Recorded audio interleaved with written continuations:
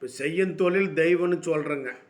இது வந்து எந்த ரூபத்தில் சொல்லப்பட்டதுன்னு பார்த்தீங்கன்னா, நம்ம என்ன தொழில் செஞ்சாலும் அந்த தொழிலை கேவலமாக நினைக்கக்கூடாதுங்க. நம்மளே கேவலமாக நினச்சோன்னா அப்புறம் ஊரார் எப்படி நினைப்பாங்க? ஸோ அதனால் செய்யும் தொழிலை கேவலமாக எந்த தொழிலாக இருந்தாலும் அந்த தொழிலுக்கு உண்டான அமைப்புகளுக்கும், அந்த தொழிலுக்கு உண்டான இறைவனையும், அந்த தொழிலுக்கு உண்டான மூலப்பொருள் ஆயுதங்களுக்கும் மதிப்பு மரியாதை கொடுத்து அதை தொட்டு வணங்கி போட்டுங்க. அப்புறம் நீங்கள் உட்காந்துருணுங்க. அப்புறம் வியாபாரத்துக்கு உட்காரது செய்கிறதுங்க. அந்த மாதிரி பண்ணி ஒரு இளநீ வெட்டுறவராக இருந்தால் கூட அந்த அருவாவை பார்த்தீங்கன்னா தொட்டு கும்பிட்டுட்டு செய்வாப்பிடிங்க. ஸோ எல்லாம் எந்த தொழில் செஞ்சாலுமே அந்த தொழிலுக்கு உண்டான ஆயுதங்களை தொட்டு வணங்கி போட்டு அவங்க செய்வாங்க.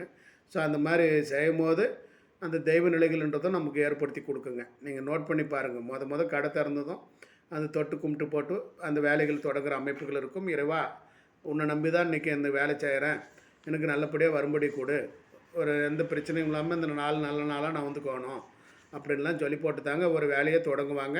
ஸோ அதுக்கோசரம் சொல்லப்பட்டது தான் செய்யும் தொழிலே தெய்வம். அப்போ நீங்கள் செய்கிற எந்த தொழிலாக இருந்தாலும் அந்த தொழிலை வந்து தெய்வமாக மதித்து செஞ்சிங்கன்னா அந்த தெய்வம் அவனுடைய அனுகிரகங்கள் உங்களுக்கு முழுமையாக கிடைக்குங்க. அனைவருக்கும் அனைத்தும் கிடைக்கட்டும். நன்றி, வணக்கம்.